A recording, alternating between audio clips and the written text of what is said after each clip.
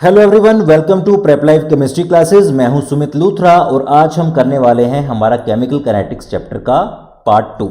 Okay, तो बेटा जो लास्ट टाइम हमने इसको शुरू किया था तो उसमें हमने फर्स्ट पार्ट को इसको कवर कर लिया था। ठीक है, तो आज हम सेकंड पार्ट को कवर करने वाले हैं इसी चैप्टर के अंदर। तो चलिए आज हम आपको करवाएंगे rate constant and it's characteristics. Rate constant और इसके कैरेक्टरिस्टिक्स क्या होते हैं, आइए समझते हैं। रेट कांस्टेंट क्या चीज है बेटा? It is specific reaction rate. समझे नहीं समझे, आइए समझाता हूं। सपोज करो कि हमारे पास एक रिएक्शन है A plus B give rise to C plus D, और इसका रेट कैसे लिखा जा सकता है? A कॉन्सेंट्रेशन की power alpha into B concentration की पावर बीटा। यहां पर बेटा जो डायरेक्टली प्रोपोर्शनैलिटी का साइन है, अगर मैं उसको रिमूव करना चाहूं और उसकी जगह पर इक्वालिटी का साइन लेकर आना चाहूं तो इक्वालिटी का साइन मैं तभी ला सकता हूं अगर मैं इसको किसी कांस्टेंट के साथ मल्टीप्लाई करता हूं, और वो कांस्टेंट होगा k। और आपको पता है जो k है इसका मतलब है रेट कांस्टेंट, इसी को रेट कांस्टेंट कहा जाता है। k की वैल्यू क्या होती है? अगर मैं k की वैल्यू निकालना चाहूं तो मैं क्या करूंगा कि कॉन्सेंट्रेशन ऑफ A और कॉन्सेंट्रेशन ऑफ B को मैं रेट के नीचे रख दूंगा, और ऐसा रखने के बाद मेरे पास k की वैल्यू क्या आ जाएगी? Rate upon 1। क्यों? अगर कॉन्सेंट्रेशन ऑफ A और कॉन्सेंट्रेशन ऑफ B दोनों 1 हो तो K क्या आता है मेरे पास? रेट ऑफ रिएक्शन के बराबर ही आ जाता है। तो rate constant is defined as the rate of reaction at unit concentration of reactant. If A concentration and B concentration are equal to 1, then rate constant is equal to rate of reaction. इसके बारे में कुछ चीजें हैं। अगर मैं units निकालना चाहूं रेट कांस्टेंट की फॉर जीरो ऑर्डर रिएक्शन, तो भाई क्या होगा? इसका कॉन्सेंट्रेशन अगर जीरो होगा तो किसी भी चीज की पावर अगर जीरो होती है तो वो क्या बन जाता है बेटे? 1 बन जाता है। इसका मतलब कि K की वैल्यू आ जाएगी K। तो इसके जो यूनिट होंगे वो रेट वाले ही यूनिट्स रहेंगे, यानी कि मोल पर लीटर पर सेकेंड, और यही यूनिट रहेंगे K के। Okay, so units of zero order reaction are mole per litre per second. Next है बेटे मेरे पास units of rate constant for first order reaction. अगर फर्स्ट ऑर्डर रिएक्शन की बात करें तो मेरे पास कुछ इस तरह से रेट लिखा जाएगा। ओके, देन रेट की यूनिट्स क्या होते हैं बेटा? मोल पर लीटर। और अगर मैं A को उस साइड पर ले जाऊं रेट के नीचे तो ये क्या बन जाएगा? देखिएगा, मोल पर लीटर कैंसिल हो जाएंगे और K की वैल्यू आएगी पर सेकंड, यानी कि सेकंड इनवर्स। तो इसलिए जो फर्स्ट ऑर्डर होता है रेट ऑफ रिएक्शन उसके यूनिट्स होते हैं second inverse. Okay, similarly third है हमारे पास units of rate constant for second order reaction. Second order reaction के लिए क्या होगा? हमारे पास A की पावर में बेटा 2 आ जाएगा, और mole per litre upon second is equal to K mole per litre का स्क्वायर हो जाएगा।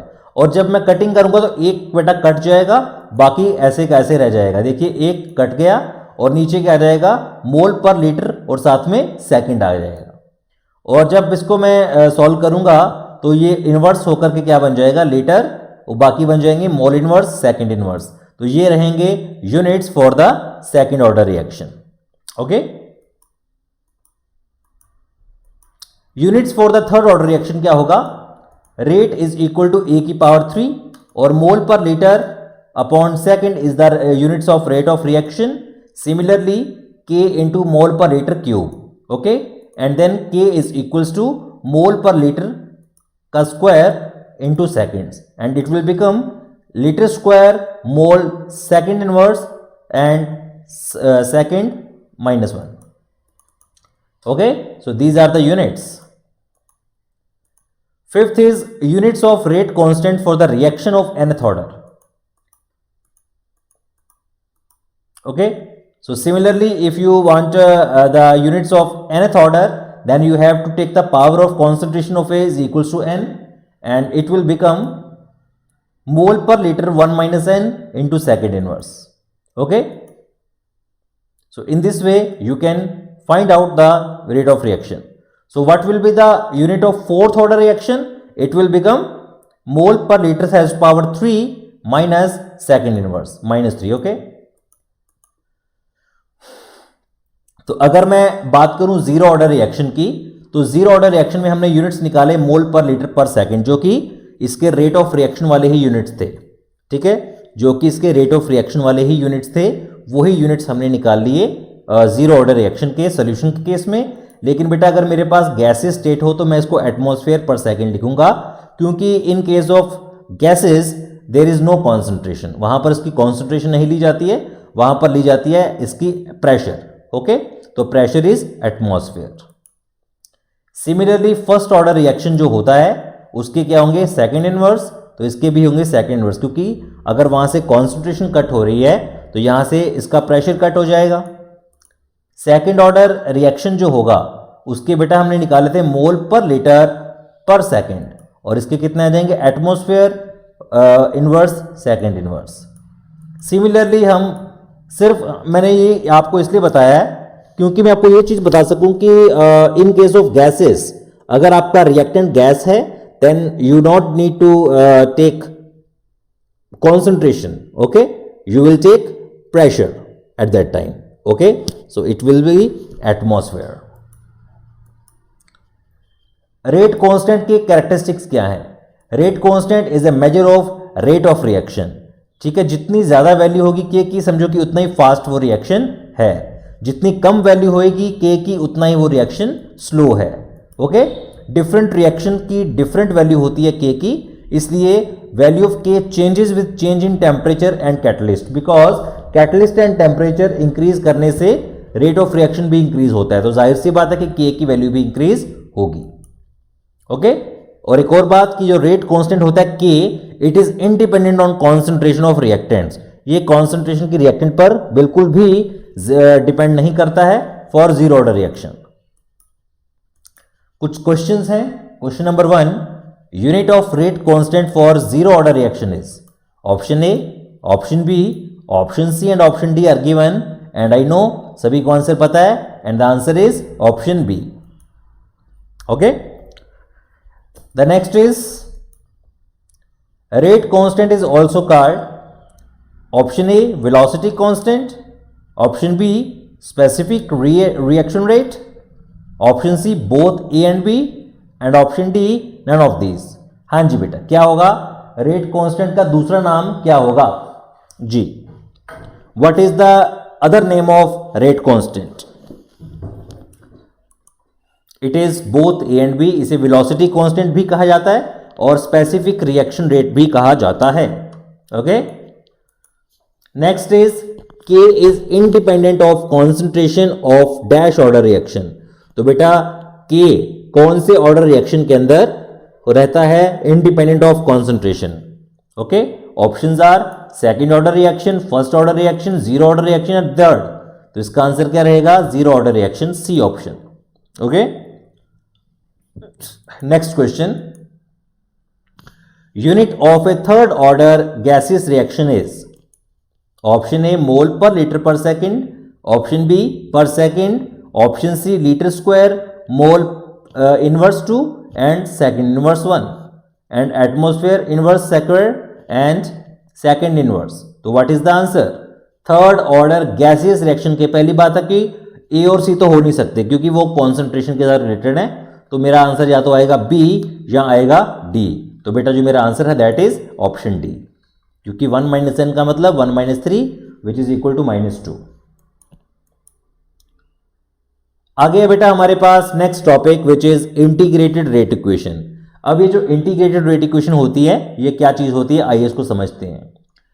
Integrated rate equation for zero order reaction, इसको हम पहले डिराइव करेंगे। तो देखिए पहली बात है कि ये इंडिपेंडेंट होता है zero order reaction of the concentration of reactant, zero order reaction is independent. तो अगर रिएक्टेंट बना रहा है product, let C r with the concentration of reactant, तो इसका रेट क्या होगा बेटा, सी आर की पावर n। ओके, और n हमारे पास कितना है, 0 है बेटे।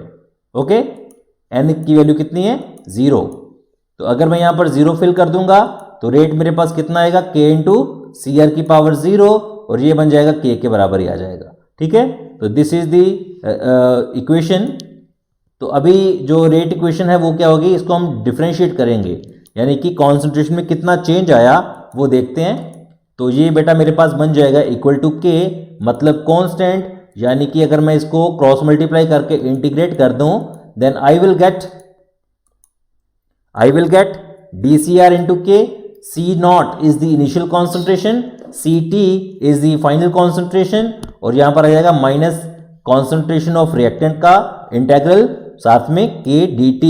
ये माइनस मैंने बाहर निकाल दिया, यहां से मैंने K बाहर निकाल दिया. It will be Cr T Ct upon C naught, और यहां पर आएगा K T 0 to T. तो ये मेरे पास बन जाएगा Ct माइनस 0, ये बन जाएगा T माइनस 0. इसको सॉल्व करने पर I will get this equation as the answer. So जो हमारी जीरो ऑर्डर रिएक्शन होता है, जीरो ऑर्डर रिएक्शन के अंदर K is equal to C naught minus Ct upon T. This is the integrated rate law expression for a zero order reaction. I hope कि आपको ये अच्छे से समझ आ गया होगा.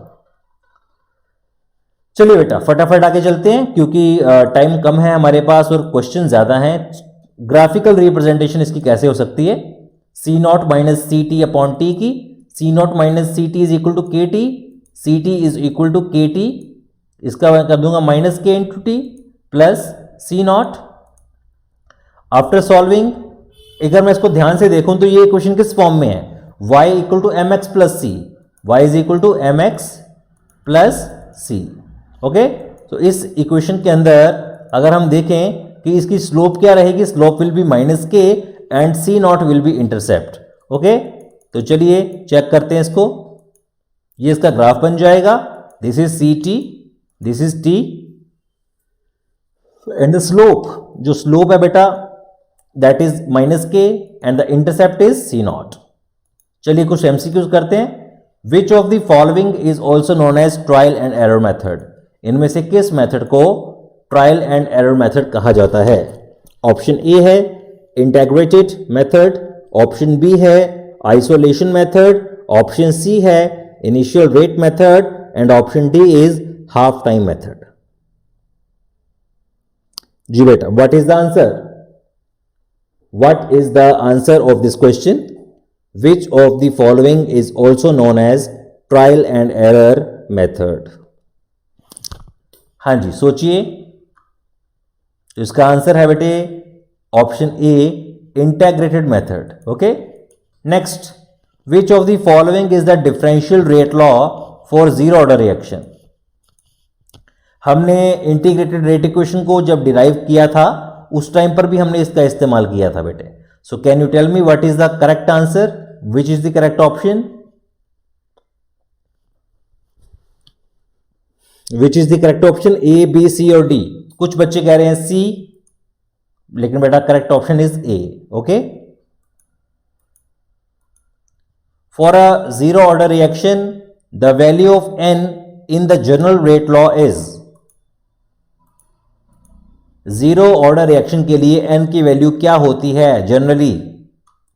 इट इज जीरो, बिकॉज इसका नाम तभी तो जीरो ऑर्डर पड़ा क्योंकि इसका n जो है वो जीरो था. n represents the order. Next question is, which of the following is the integrated rate law for zero order reaction? Option A, option B, option C and option D are given. हाँ जी बेटा, क्या थी हमारी integrated rate equation for zero order? A is correct answer.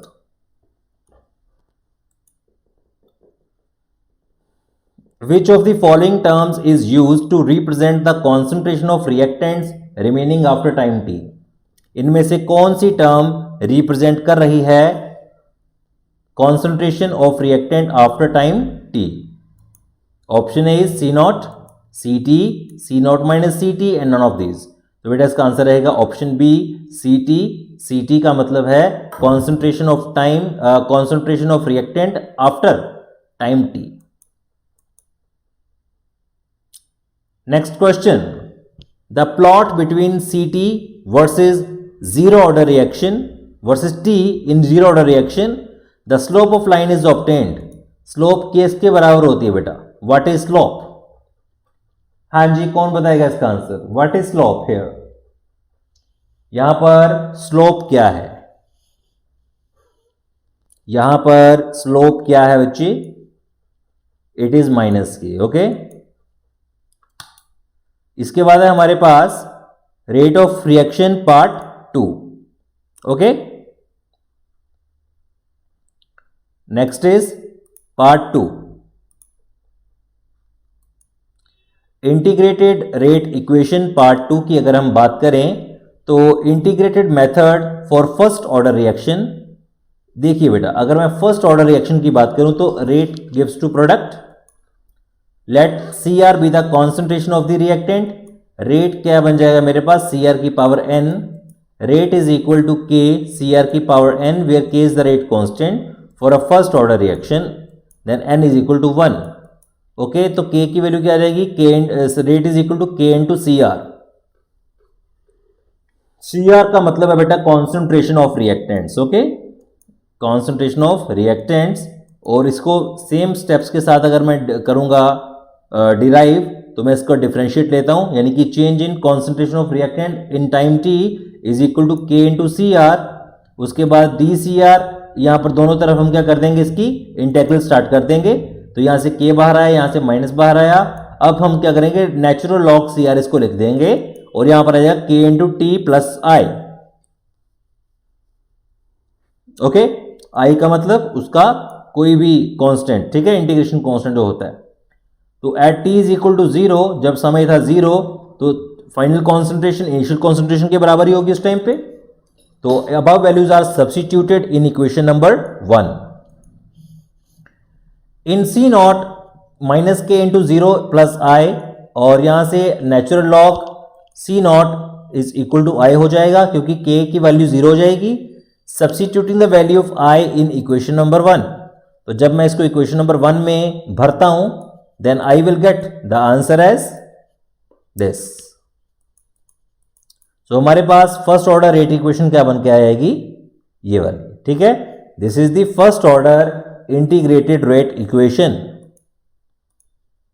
Graphical representation इसकी क्या होगी, अगर नेचुरल लॉग सी आर, ये मैंने सारी इक्वेशन लिख दी.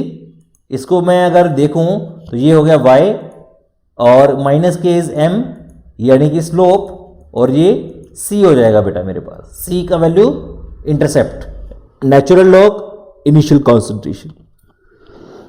ओके, ये मेरे पास आ जाएगी अबव इक्वेशन इस फॉर्म में. तो अभी मैं क्या करूंगा, इसका ग्राफ ड्रॉ करता हूं. तो ये बेटा इसका ग्राफ ड्रॉ हो जाएगा. This is C r, this is time, this is slope. Slope की जगह पर क्या आ जाएगा मेरे पास, माइनस के, और natural log is this. Okay,